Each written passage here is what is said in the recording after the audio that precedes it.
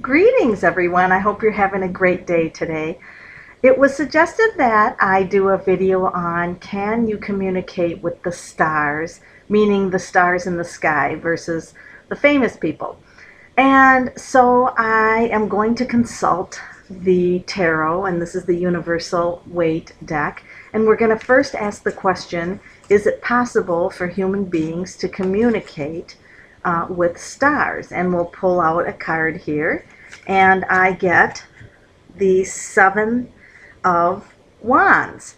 Now, this is the card about challenges, so it would be challenging to say the least. And this is also a Wands, which is spiritual. So you have to remember that although everything may have a consciousness, it would communicate differently. It wouldn't be like having a conversation where it has a personality and says, gee, I'm so bright and twinkling today, or I have this dull spot in my aura. You know, stars don't communicate that way. And so you have to find some relevance in your communication.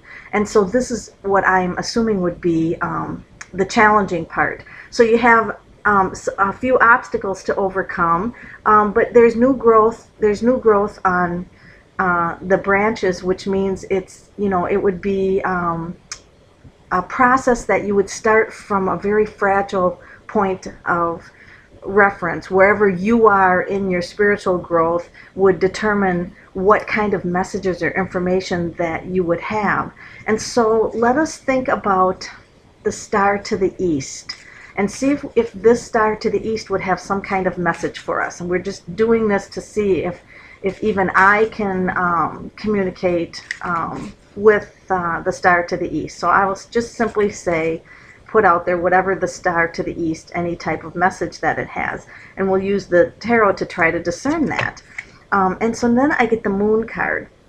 And of course, there isn't really a star to the east, so to speak, and this has the moon and the sun in it. In fact, it has the celestial moon and star. There's no star anywhere in the card.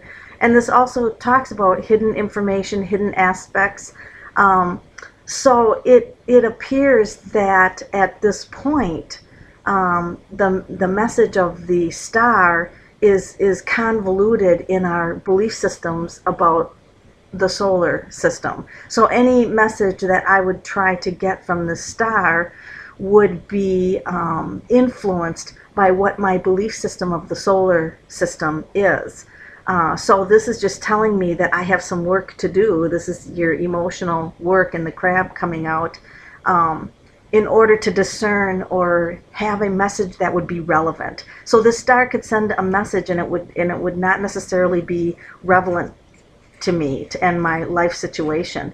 So I think that's very interesting that there's that the card I pulled is the moon and the sun, which are powerful influences on our life.